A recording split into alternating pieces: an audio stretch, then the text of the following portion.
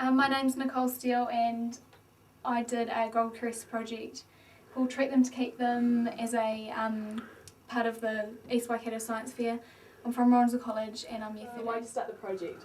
I wanted to do a Gold Crest project, so I approached Animal Health Centre because I'm interested in cows, and a need was identified to investigate the effectiveness of prolonged therapy in lactational dairy cows.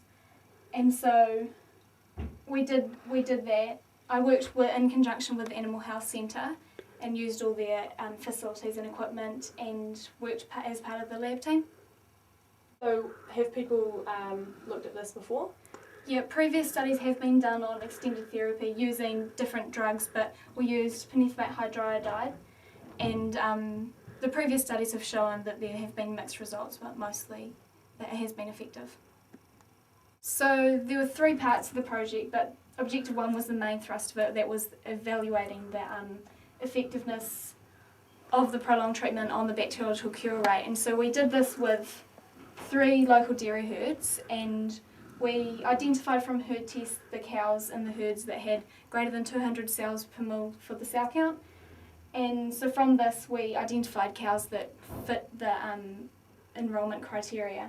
So in these cows that were selected were randomly assigned to one of 3 groups. So we had a control group who received no treatment, a 3 times group who received 3 treatments at 24-hour intervals of penethymate hydriodide, and 6 times treatment who received 6 at 24 hours. And so from that we retested them after treatment was called day 0. The first day of treatment was called day 0, and at day 21 and 28 we retested them to assess the cures. Assess the cure.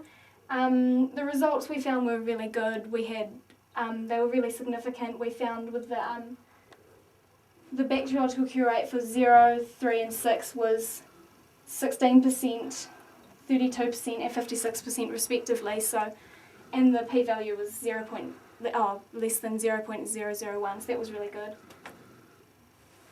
So what was your involvement?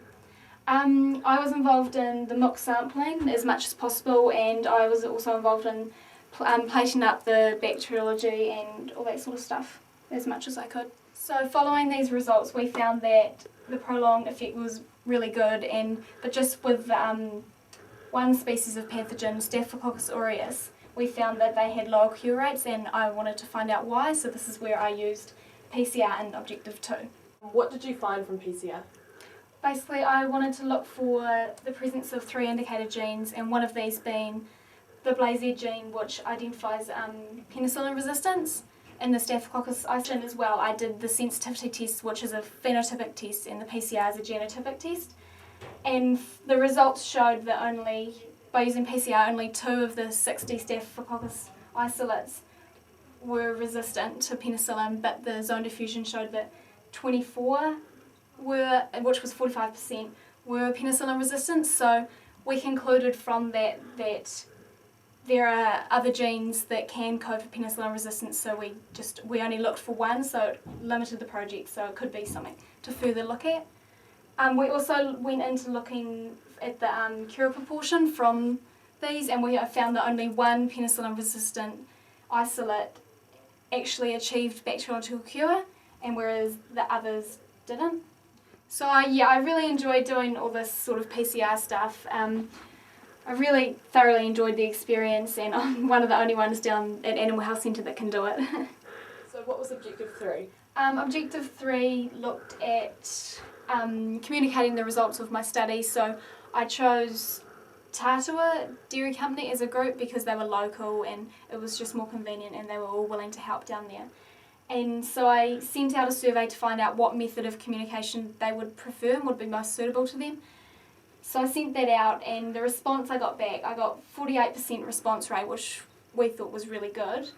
And from the results, I identified that the most preferred method of communication would be reading it in an attachment to the Tatua monthly newsletter. So this action was recently undertaken. So it's been really good research, and there's other lots of other areas it's brought about that can be put into future study.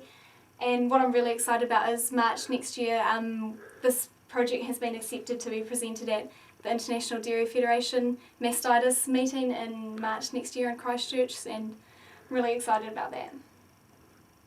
And I'm the senior author for that, so that's really cool.